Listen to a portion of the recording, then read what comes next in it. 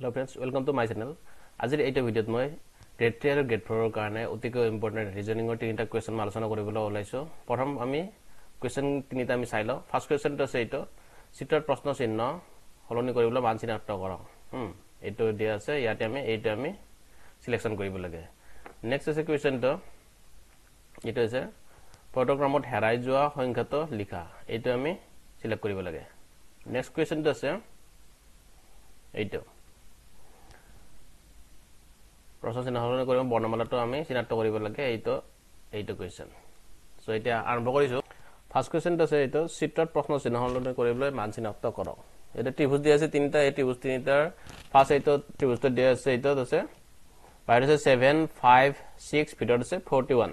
আকৌ বাহিৰ আছে সেকেন্ডত 8 7 5 সৰি বাহিৰ আছে এইটো 8 7 5 আৰু এইটো ভিতৰত আছে 61 আৰু নেক্সট আছে 6 7 9 আৰু এটা আমি ভিতৰত আমি সিলেক্ট কৰিব লাগে মানে এইটো আমি উলাব লাগে কি হ'ব।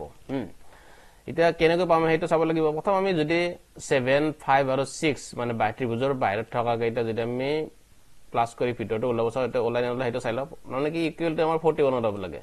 মেইন কথাটো হৈছে এটা আমাৰ ইকুৱেল টু 41 ওলাব লাগে। যদি আমি এইটো কৰি চাও 7 প্লাস 5 প্লাস 6 কৰিলে আমাৰ 41 হ'ব নেকি? 41 টো নহয় নে 7 প্লাস 5 প্লাস 6 কৰিলে আমাৰ কি হ'ব 18 হ'ব হয়নে? আকৌ আমি যদি মাইনাস কৰি চাও 7 minus 5 minus 6 কৰিলে এইটো তো নহব না। আমি যদি আকৌ নেক্সট চাও 7 into 5 কৰি দিও হা প্লাস 6 কৰি লাও তেতিয়া হলে কি হ'ব এইটো आंसरটো 41 পাম হয়নে? এতিয়া ওলাই যাব এইটো 41। তাৰমানে কি কৰিব লাগে নেক্সটত আমি তেনেকৈ 8 আছে ইয়াতে আছে 7 8 into 7 কৰিব লাগিব। 8 into 7 কৰিলে কি পাম আমি 8 into 7 56 56 plus 5 কৰিলে আমি কি পাম এইটো 61 পাম। তাৰমানে এইটো আমাৰ যেটো নিয়ম কৰিছে এইটো আমাৰ শুদ্ধ আছে হয়নে? নেক্সট তেনেকৈ আমি এই 3 নম্বৰটো আমি কৰিছাম এইটো কি কৰিছাম এইটো 6 into 7 হয়নে? 6 into 7 মান কিমান এইটোত আমি পাম 42 plus 9 42 plus 9 কৰিলে আমি কি পাম এইটো 51 পাই যাম। তাৰমানে এইটো হৈছে শুদ্ধ উত্তৰ 51 তো অপচন বি তো ৰাইট আনসাৰ এইটো। দেন নেক্সট কোৱেশ্চনটো চোৱা যাওক প্ৰদত্ত ক্ৰমত হেৰাই যোৱা সংখ্যাটো লিখা হা মানে এইটো আমি যেটো 2 3 6 4 5 20 আৰু এইটো আমি কি এইটো আমি বিচাৰিব লাগে। নেক্সট আছে 3 আৰু 18। ফাৰ্স্ট আমি চাই লও এইটো আমি কেনেকৈ বাৰু পাও সেইটো আমি উলাই লম। 2 ৰ পিছত আছে 3 মানে 1 প্লাস হৈছে। আকৌ 3 ৰ পিছত আছে 6 3 প্লাস হৈছে। আকৌ 6 ৰ পিছত আছে 4 গতিকে এইটো ক্ৰমটো কি হল এইটো ক্ৰমটো তাৰমানে নহব। নেক্সট আমি যদি কৰো 2 plus 3 5 তাৰমানে এইটো 6 এইটো নহব কাৰণ 3 plus 6 কৰিলে আমি 4 নাপাও হয়নে? নেক্সট আকৌ যদি আমি কৰিছা এতিয়া 2 into 3 কৰি চাও তেতিয়া আমি কি পাম আমি নেক্সট আমি 6 তো পাই যাম হয়নে? এইটো 3 নম্বৰটোত 6 পাই যাম। আকৌ যদি আমি 4 into 5 কৰি চাও তেতিয়া হলে আমি কি পাম এইটো 20 পাই যাম হয়নে? মানে এই দুটা 4 into 5 কৰিলে আমি এইটো 20 পাম। 2 into 3 কৰিলে 6 পাই এইটো হয়নে? গতিকে এটা আমি যদি কোৱেশ্চনটো নামে যেটো দিয়া আছে কোৱেশ্চন মাৰ্ক এটোৰ লগত 3 তো এটা ইনটু কৰিলে আমি 18 পাব লাগে। তাৰমানে এইটো হৈছে কি 3 18 হয়নে? এটা 3 লগত কি ইনটু কৰিলে 18 পোৱা যাব 6 হয়নে?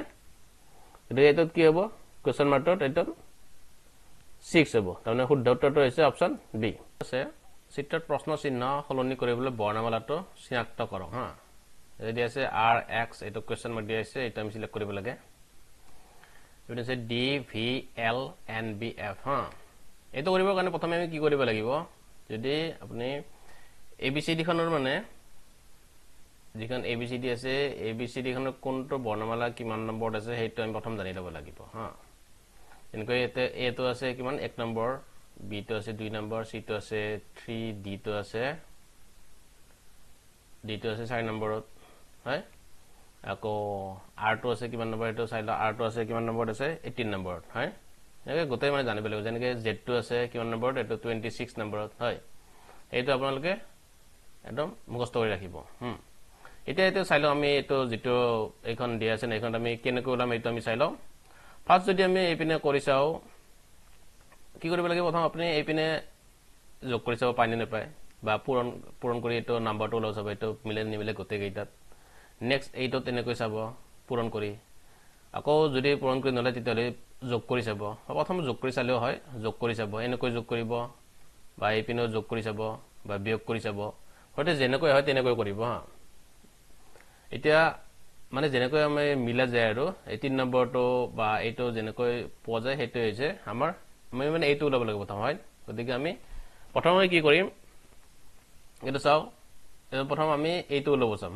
আৰটো আমি কেনেকৈ পাম হেতু চাম নেক্সট তলত এটা আৰটো তলত কি কি দিয়া আছে এটো চাই লও ডি আছে আৰু এটো আছে এন হয় ডি তো আছে কিমান নম্বৰ ডি তো আছে 4 নম্বৰত আৰু এন তো কিমান নম্বৰত আছে এন তো আছে 14 নম্বৰত এইটো মই আকৌ লিখি দিছো এটো ডি তো আছে 4 নম্বৰত আৰু এন তো আছে কিমান নম্বৰত 14 নম্বৰত হয় গতিকে এই দুটা যদি আমি R তো আছে কিমান নম্বৰ হেতু চাই R তো আমাৰ কিমান নম্বৰ পৰে এইটো R তো আছে 18 নম্বৰত R হয় গতিকে এইটো চাও 4 + 14 মানে D + N কৰিলে এইটো আমি R তো পাই যাও মানে 18 নম্বৰটো পাই যাও পাইছে বুজি এইটো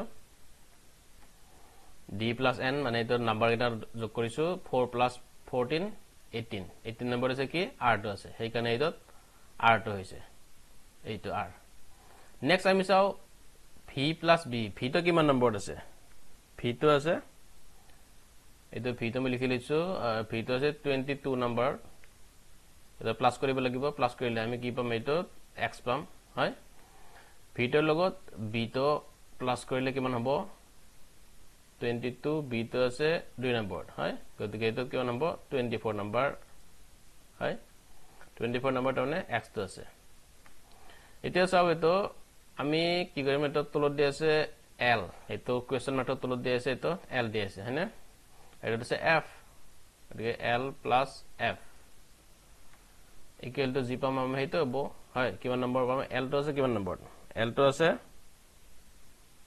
12 নম্বৰত হয় আকৌ f তো কিমান নম্বৰত আছে a b c d e f 6 নম্বৰত আছে হয় গতিকে কিমান হ'ব এটো 12 + 6 18 গতিকে 18 নম্বৰ কি আছে 18 নম্বৰ আমি আগতে পাইছো যে কি আছে r আছে হয় গতিকে এটা কোৱেশ্চন মাৰ্কত কি হ'ব এটা হ'ব r গতিকে শুদ্ধ উত্তৰ হৈছে অপচন সি এটা হৈছে শুদ্ধ উত্তৰ তো বন্ধুসকল যদিহে আপোনালোক ভিডিওটোৰ পৰা উপকৃত হৈছে তেনেহলে লাইক কৰিব কমেন্ট কৰিব আৰু মোৰ চেনেলটো সাবস্ক্ৰাইব কৰি ল'ব যাতে আপোনালোকে আগলৈ ভিডিওবোৰ পাই থাকে তো ধন্যবাদ